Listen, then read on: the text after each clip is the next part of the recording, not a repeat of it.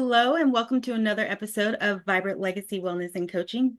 And today I am here with the amazing Glen Smith, entrepreneur and master NLP practitioner. And Glen, please tell us a little bit about yourself and what you do. Hi, my name is Glen Smith, and I am a life coach. And basically, I help people transform their lives, help them go from merely existing to thriving. That's really my specialty. Awesome. Thank you so much. And I know you and I were talking about just a couple of things that you have been experiencing with clients before, that you've had experience with clients before. And I know you and I were having a conversation about how people wait to start. They wait and they say, I'm going to start this Monday. I'm going to make this change, Sunday. I'm going to wait until the first. I'm going to wait until, especially now at the end of the year, people are making their New Year's resolutions for January. Here's the deal. Our brains are so powerful that the job of the brain, the job of the unconscious mind is to protect you, to keep you safe. How do they do that? How does the brain do that? It does that by keeping you exactly where you are. Now, where you are may be a bad place, but it's a known place. And the brain's job is to keep you, to help you survive. So if you've survived this far, it's going to be okay in the brain's mind. So why expand out? Why go into the place of the unknown? But the problem is the place of the unknown is the only place where you get growth. So your brain automatically fights against you to push it off because it just wants to stay safe, that it's doing its job. But you have to be the conscious person to say, no, brain, hey, thank you. First of all, acknowledge it. Thank you for trying to keep me safe. But we're going to start right now. And that's the key, is starting right now, because you don't have tomorrow's not here. Yesterday is gone, tomorrow's not here. The only thing that you will ever have is this present moment. Tomorrow at this time will be the present moment. There is no tomorrow, there is no yesterday. All you have is right now. So it makes no sense logically to wait to start what you're trying to do, because all you have is now. And right now is the only time, is the only thing that is going to be able to cause change in your life. And I think that that's really important because I know, I feel like that is how society has trained us, right? Because, and it's to keep us in a box, because when you're focused on the future, you're focused on the past instead of focusing on the present. You're focusing on what you think it should be, or what was, and I think it just kind of makes you stuck and stagnant, you know? Yes, but it goes. Yes, society has trained us that way, but it's trained us that way because that is back in the caveman days. That's was his job, was to keep you alive. If you stepped out of that cave, there might be an animal around the corner that's about to chop your head off. So that is how we were born. Like, we were created to stay in that place of safety, in that bubble, in that zone. But we don't have that anymore. But the brain does not, unless you train it, which you can, but if you don't train it, the brain stays back in the caveman days. Do you know that we carry 7 generations of trauma? 7 generations of trauma. And if it's unchecked, it just continues to go on and go on and go on. So it's not that, I don't think that anybody purposely is trying to keep you there. It's just that this is what it used to be. And if you don't train your mind to understand, hey, this is 2025, I can walk out and there's nothing's going to eat me right now. You stay stuck. You got to understand that you have to train your brain to get out of that primal mentality, which everybody has, because we all came from the same place. And when you work with clients, do you kind of help them? Because you said something that is something big that I talk about, which is that generational trauma. Do you, what is your thought on generational trauma and getting out of out of that pattern? So, first of all, I can tell you all day that you have generational trauma, but it doesn't work like that. So I take my clients through a series of becoming one with themselves and getting centered. And then what you see is everything starts peeling like layers of onions. Because as you begin to journal, as you begin to dig into why you're thinking, why did you do that? First of all, what are you doing? Because so many times, everybody is on our brain is a computer system. Everybody is on a system that you have created over time, and it plays. It's a programming. It plays subconsciously, no matter what. You almost have the same way you get out of the bed, the same thing you do in the morning, the same thing. It's just so until you understand what your programming is, that's the first step, is understanding what your programming is. So I take my clients through a place where, hey, your program, let's find out what your programming is. So now once you figure out what that programming is, then we look at it and say, okay, why is that there? What is that from? That thing that you just did, like what? I noticed that every time this happens, this happens. Where did that come from? Well, my dad. Well, my grandmother. And so it just as you go through the period of healing and transformation and becoming one with yourself, then those layers peel off, and then next thing you know, all that trauma is exposed, and we deal with it. I teach you how to heal through that. I teach you how to forgive, how to love. I teach you how to love yourself. I teach you um, how to recognize these patterns and tear down the limiting beliefs that are holding you back, because we have these limiting beliefs, we have these things. Everybody has them at some point. Unless you've dealt with them, they're there. But the key is to recognize them and then deal with them. And that's what we do. And I love that you said limited beliefs because we've been talking about that a lot lately on my excuse me, on my channel. I've been talking about it a lot. And I feel like a lot of times people don't even know that they have, like, they're unaware that they're living in a limited belief about themselves. It's the Um, programming. It's sorry to cut you off. It's just the no, it's program. okay. I'm not fat, I'm big bone. I'm just going to be this way. Everybody in my family was that way. You know what? I can't get that opportunity because I'm black. I can't get that because I'm short. I can't hit the NBA because I'm not tall enough. I can't go to the NFL because I'm not strong enough. Like all of these things, like there's so many different types of why. What this is what I tell people, and I'll do this real quick. I want everybody to close your eyes for a second. Close eyes. And I want you to think about the life that you want to live. Your most fabulous life, your bucket list life. What is that life? And we're going to take 10 seconds. Just think about it real fast.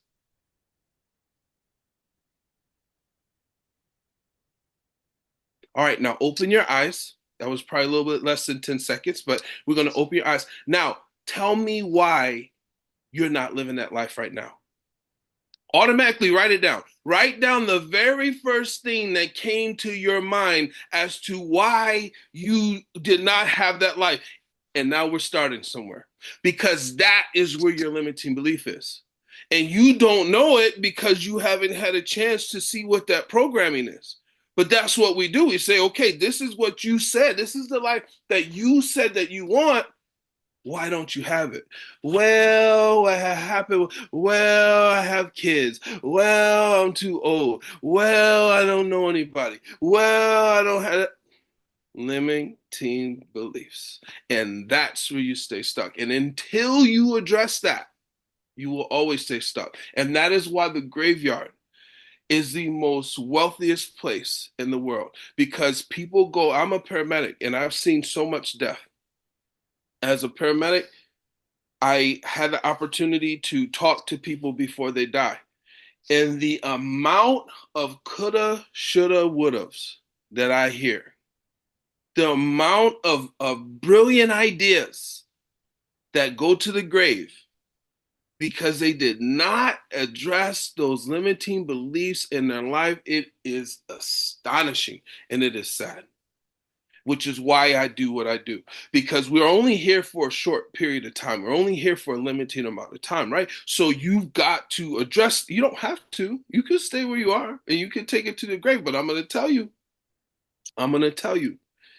when I'm looking at that person before they take their last breath and we're having that conversation, There's nothing worse than regret. There is nothing worse than regret.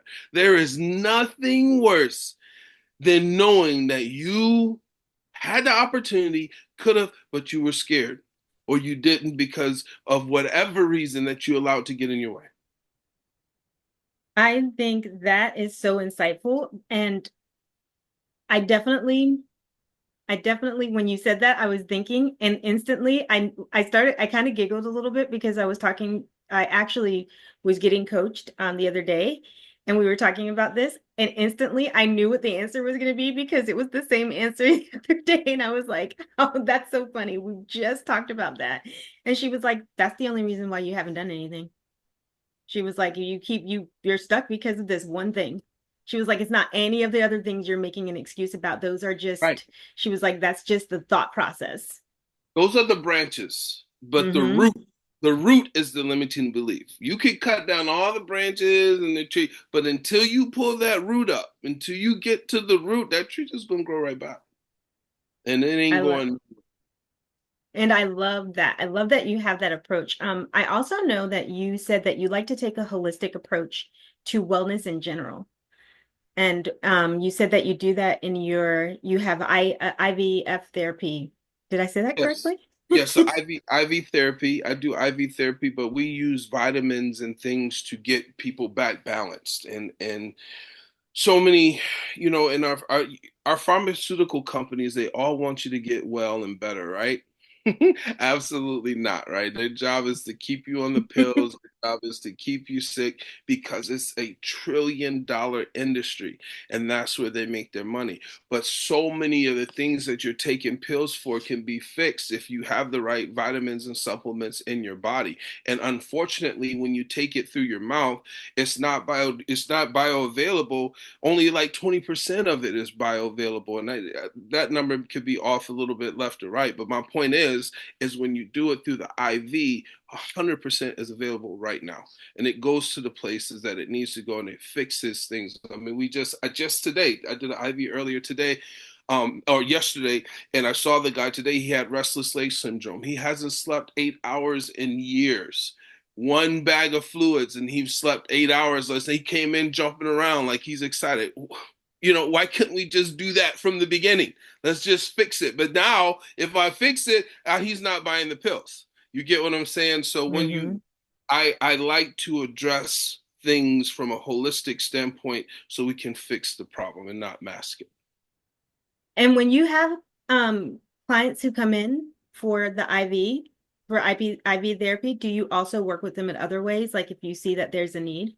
Absolutely. If I see there's a need, like there's a lady that I love her. She's great, and but she bought some things for weight loss, and she's 120 pounds. Like there's something else there. So we started a journey of meditation, and obviously I don't say there's something wrong with you, blah blah blah. But you begin to find ways to incorporate other. Hey, have you thought about? Or hey, I want you to try this because there's something in there that's saying that you're not enough or that you need this certain thing when obviously everybody in the world around you sees that you don't. And I think that's a really good point too, because I feel like and this is just from, the background that I have, the wellness background, I noticed that a lot of times our illness, it's not physical. The physical manifestation is just the side effect to the mental, emotional side. That is scientifically proven. That is scientifically proven. I wish I had the studies with me, but that is scientifically proven. We are creators. And I don't know what anybody believes and all that stuff. I don't want to get religious, but here's the deal: you're a creator. Everything in your life you've created, period, in the story. But that's a good thing because if you created this, you can create that. And once you get into the mindset of understanding that you are, I always say to myself, I am. I am because you are. I am a direct reflection of that which made me. I am because you are. I am. That means I am everything. Everything is housed in that. I'm the good. I'm the bad. I'm the happy. I'm the sad. I am everything. I am learning and I'm teaching my clients how to be. like how to become. You need to become first. Before you have to become. The problem is we're trying to have and we're not becoming. We're not becoming. We have to be first. And to know that to be, you have to understand your identity. And that's part of what I do in coaching. I take you through periods of identity. Like this is who I am. I am a believer. I am an achiever. I am a winner. I am. And it's not just words. What I'm saying is I am. I am all these things. And because I am all these things, I can have all these things, whatever I want. It's all about doing that inner work. And I think that people always want the end goal. They want to fast forward and they don't realize that the journey is part of the That's healing.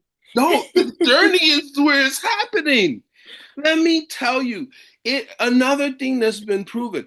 Have you ever watched at the end of like a big the NFL NBA finals or the NFL, the quarterback, the star person, they're never talking about the moment.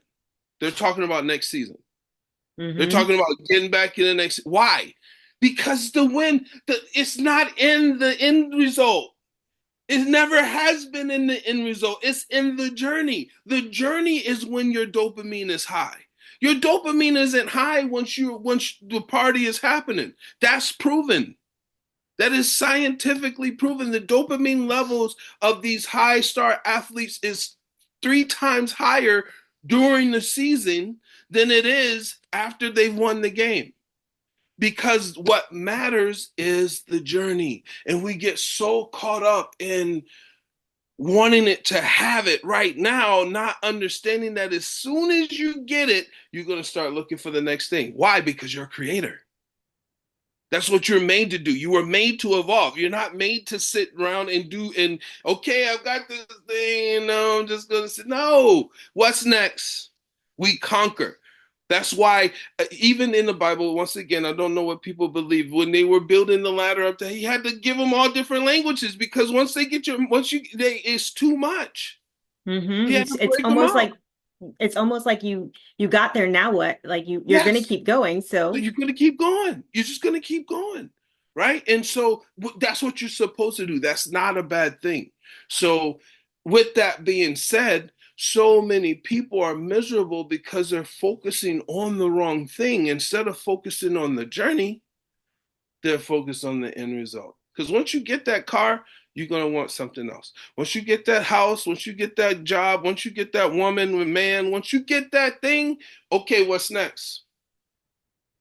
and then and then you have people who are they feel bad because they're like, I'm never satisfied. Well, you're not supposed to be satisfied.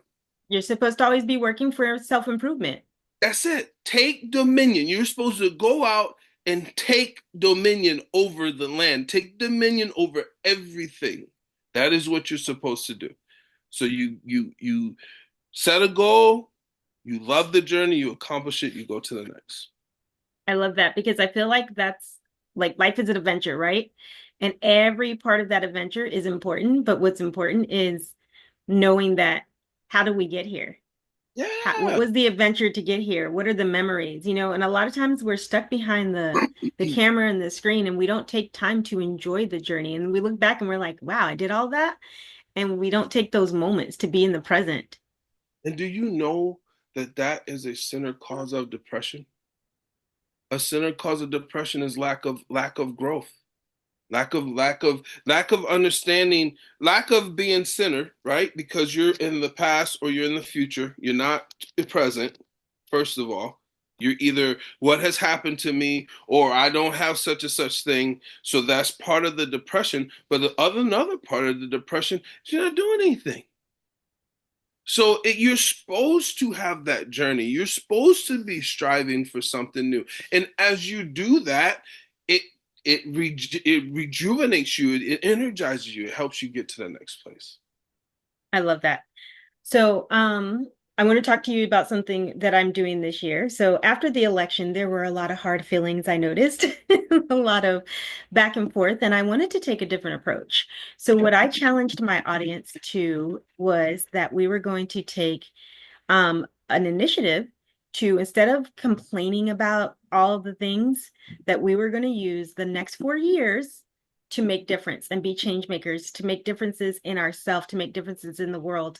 And I challenged them not only to do this, for the new election, but I challenged them to do it starting right now. Whenever they saw that video, whenever they saw that post, I wanted them to start right then.